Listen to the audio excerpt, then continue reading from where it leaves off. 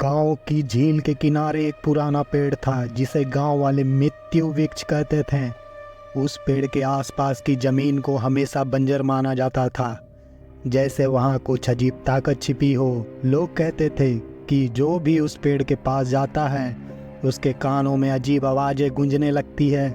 वो आवाज़ें उसकी आत्मा तक झकझोर देती है। वहाँ जो भी जाता वो या तो पागल हो जाता या फिर कभी लौट के नहीं आता। गांव में यह भी कहा जाता था कि उस पेड़ के पास जो भी रात के समय जाता है वह कर्ण पिचासनी का शिकार हो जाता है।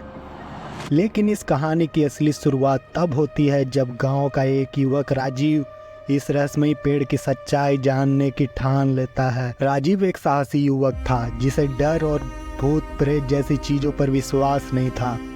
उसने कई बार गांव वालों को कर्ण पिचासनी की कहानी सुनाते देखा, लेकिन उसे ये सब एक मनगढ़ंत कहानी लगती थी। उसने यह तय किया कि वह उस पेड़ के पास जाकर सच्चाई जानकर रहेगा। राजीव की यह योजना सुनकर गांव के बुजुर्ग ने उसे मना किया।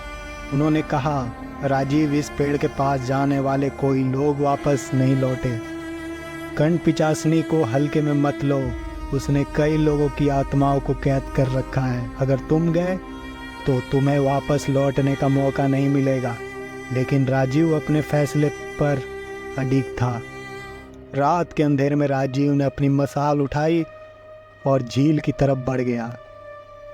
हवा में अजीब सी सर्दी थी जिसे उसे पहले ही चेतावनी दी जा रही थी कि वह गलत कदम उठा रहा है।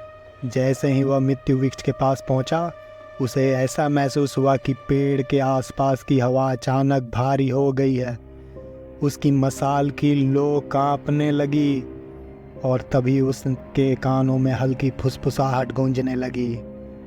राजीव, एक धीमी मगर डरावनी आवाज़ ने उसे पुकारा। उसकी रीढ़ की सिरहन दौड़ गई, लेकिन उसने हिम्मत जुटाई और आगे बढ़ा। पेड़ की छाया में खड़ी एक धुंधली आकृति दिखाई दी। वह एक औरत की परछाई थी। उसकी आंखें लाल चमक रही थी और उसके होठों पर एक अजीब मुस्कान थी। मैं कर्ण पिचासनी हूँ, उस परछाई ने कहा।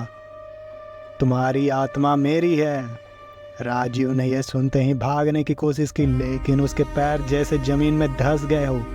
उसके कानों में तेज चीखने गूंजने लगी। कर्ण पिचासनी की हंसी उसकी चेतना को धुंधला करने लगी। उसने अपने कानों को ढकने की कोशिश की, लेकिन आवाज़ें और तेज होती गई। वह बेहोश होकर वहीं गिर पड़ा। जब राजीव को होश आया, वह गांव के एक बूढ़े तांत्रिक बाबा भैरवनाथ के आश्रम में था। कर्ण पिचासनी एक खतरनाक आत्मा है जो लोगों की आत्माओं को अपने वश में कर लेती है। वह किसी शापित आत्माओं की तरह है जो बदले की आग में जल रही है। वह उन लोगों का शिकार करती है जो उसकी कथा को झूठ समझते हैं। राजीव ने बाबा से कहा, मुझे उस आत्मा से मुक्ति चाहिए बाबा। मैंने उसे अपने कानों में बोलते हुए सुना है। वह कह रही थी कि मेरी आत्मा अब उसकी है। बाबा ने कहा, यह आसान नहीं होगा बेटा। कर्ण पिचासनी का श्राप केवल वही तोड़ सकता है जो उसकी असली पहचान और उसके साथ हुए अन्याय को समझे। उन्होंने राजीव को एक प्राचीन पुस्तक दी जिसमें कर्ण पिचासनी की कहानी थी।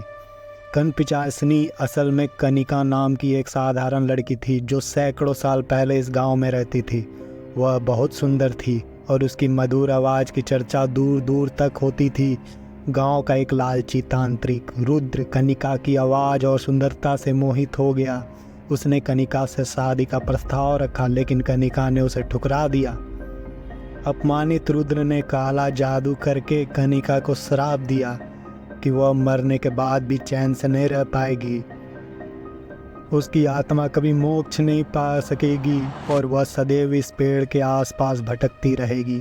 उसने कनिका को एक कर्ण पिचासनी बना दिया, एक ऐसी आत्मा जो लोगों की आत्माओं को उनके कानों के जरिए कैद कर लेती है। कनिका का श्रापित जीवन अब बदलने की आग में जल रहा था। उसकी आत्मा लोगों को इस पेड़ के पास बुलाती और उनके कानों में चीखें भरकर उनकी आत्माओं को अपने कब्जे में ले लेती। राजीव ने यह सब सुनकर स्तब्ध था। उसने बाबा भैरवनाथ से पूछा, क्या इसका कोई उपाय है? बाबा ने कहा, कनिका को सिर्फ वही इंसान मुक्त कर सकता है जो उसकी आत्माओं को सच्चा प्यार और न्याय दिलाए। उससे यह विश्वास दिलाना होगा कि उसकी आत्मा का मोक्ष मिल सकता है और रुद्र के श्राप का अंत किया जा सकता है। राजीव ने अब ठान लिया था कि वह कनिका की आत्माओं को मुक्त कराएगा। उसने बाबा के निर्देशों के अनुसार एक विशेष मंत्र सीखा जो आत्माओं को मुक्ति दिला सकता था, लेकिन बाबा ने उसे चेतावनी दी, यह आसान नहीं होगा। कनपिशाचनी तुम्हें अपना शिकार बनाने की कोशिश करेगी। राजीव एक बार फिर रात के अंधेरे में उस पेड़ के पास पहुंचा। इस बार उसके हाथ में एक ताबीज था और उसके होठों पर बाबा भैरवनाथ द्वारा सिखाया गया मंत्र। जैसे ही वह पेड़ के पास पहुंचा, कनपिशाचनी की आवाज़ उसके कानों में गूंजने लगी। तुम वापस क्यों आए हो राजीव? क्या तुम अपनी जान से खेलना चाहते हो? राजीव ने हिम्मत नहीं हारी। उसने अपने कानों को ढकते हुए मंत्र का जाप शुरू किया। कनपिशाचनी की आवाज़ और तेज हो गई, लेकिन राजीव का मंत्र उसे धीरे धीरे कमज़ोर करने लगा। कुछ ही देर में कनपिशाचनी की धुंधली आकृति उसके सामने प्रकट हो गई। राजीव ने कहा, कनिका, तुम्हें न्याय मिलेगा। मैं तुम्हें मोक्ष दिलाने आया हूँ। कनपिशाचनी की लाल आंखों में आंसू झलकने लगे। उसकी खौफनाक मुस्कान गायब हो गई। क्या यह सच है? उसने कमज़ोर आवाज़ में पूछा। क्या मैं मुक्त हो सकती हूँ? राजीव ने ताबीज को उसके सामने लाकर कहा, तुम्हारी आत्मा का मोक्ष मिलेगा। तुम्हें अब इस श्रापित जीवन से मुक्ति मिलेगी। कनपिशाचनी ने अपनी हाथों की ओर देखा जो अब धीरे धीरे धुंध में विलीन हो रहे थे। शुक्रिया राजीव। उसकी आवाज़ में अब दर्द की जगह शांति थी। उसकी आत्मा धीरे धीरे गायब हो गई और वह पेड़ अब एक सामान्य पेड़ की तरह दिखने लगा। राजीव ने चैन की सांस ली, लेकिन तभी एक अजीब चमत्कार हुआ। जैसे ही कनपिशाचनी की आत्मा मुक्त हुई, वह अचानक तेज प्रकाश फैल गया। झील के किनारे एक बंजर जमीन हरी भरी हो गई। गांव वाले जो पेड़ के पास आने से डरते थे, अब वहां आकर देख रहे थे कि वहां फूल खिले हैं। गांव के बुजुर्ग ने इसे चमत्कार माना और राजीव को धन्यवाद दिया, लेकिन राजीव जानता था कि यह सब कनिका की आत्मा की मुक्ति के कारण हुआ था। उसकी सच्चाई जानने और उसकी आत्मा को न्याय दिलाने के कारण गांव पर से कनपिशाचनी का श्राप हमेशा के लिए समाप्त हो गया। अब उस पेड़ को कोई मृत्यु वृक्ष नहीं बल्कि मोक्ष वृक्ष कहा जाने लगा। राजीव ने इस अनुभव से सीखा कि भूत प्रेत और आत्माओं के किस्से केवल डराने के लिए होते हैं।